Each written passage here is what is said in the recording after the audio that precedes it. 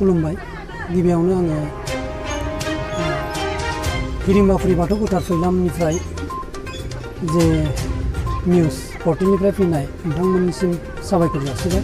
लोगोसे दुलाराय नायगिरि नोंथांमोननिसिमबो आंनि खुलुमनायखौ जासिहरबाय।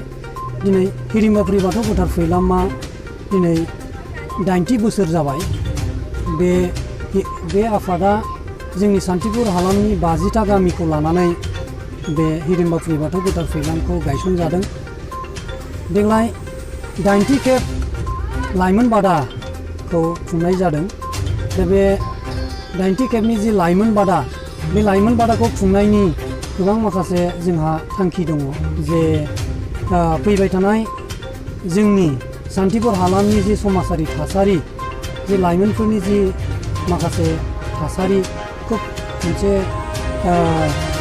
गाज्रि मोनसे अबस्थाजों थांगासिनो दङ। दा बेखौ फोसाबलांनायनि थांखिजों जोङो नैबे हिरिम्बाफुरि बाथौ गोथार फैलामनि सिङाव लाइमोन बादाखौ खालामनाय जादों। आरो बे लाइमोन बादानि सिङावनो जोंहा माखासे हाबाफारि लानाय जादों।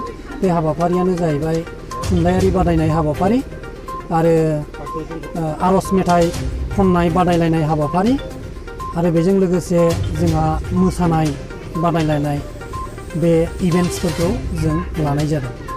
बे साइन्स एन्ड टेक्न'लजिया दावगानाय लोगो लोगो जि जोंनि गोग्लैसोनाय ओनसोलनि जि लाइमोनफोर, बे लाइमोनफोरा जि बाहाय बिगियान हिसाबै बै मबाइल आरो इन्टारनेट बेफोरखौ बाहाय बिगियान हिसाबै जि गोग्लैसोनाय जे इडुकेटेड नङै जि सुबुंफोरा बेखौ मोजां मोनसे हाबायाव बाहायनो रोङाखै।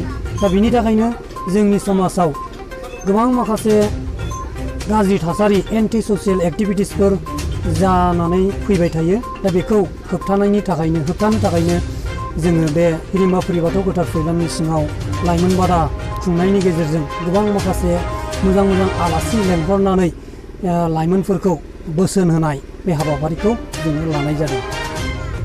लाइमोनफोरा जे फरायनायजों लोगोसे दिनै साइन्स एन्ड टेक्न'लजिजों खारफानो गोनां जायोब्ला आरो बै माखासे साइन्स एन्ड टेक्न'लजिया दिहुननाय माखासे मुवाफोर, बै मुवाफोरखौ बाहायनायाव जों माबायदि साबधान जानांगौ आरो बोरै बाहायनांगौ, माब्ला बाहायनांगौ, बेखौ जोङो बे सावरायलायनायनि गेजेरजों जोङो गोबां माखासे बोसोन होनाय जादों। जेरै फरायनाय समाव जोङो मबाइलखौ सुइच अफ खालामनानै दोननांगौ आरो नांगौ समावल' मबाइलखौ बाहायनांगौ। आरो बेखौ बाहायनायनि बेलायाव जोंहा गोबां माखासे जोंनि लाइमोनफोरा गोबां माखासे गाज्रि थासारिजों थांगासिनो दङ।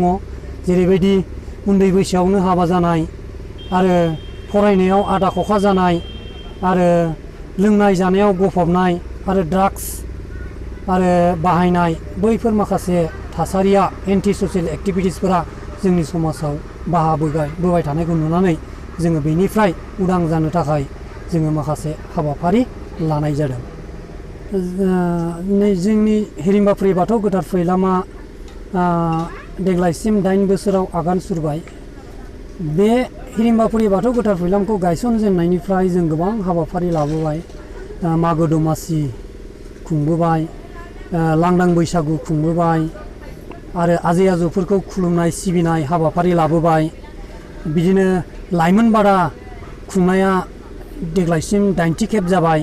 दा बिदिनो जोङो समाज फोसाबनायनि, जोंनि बाथौ धोरोमनि जि समाजाव जि गेना गोरोन्थि गोग्लैसोनाय माखासे थासारि, बे थासारिखौ जोङो उदां खालामनो थाखाय, बिनिफ्राय अभारकाम खालामनो थाखाय जोङो गोबां माखासे हाबाफारि जों लाबोदों।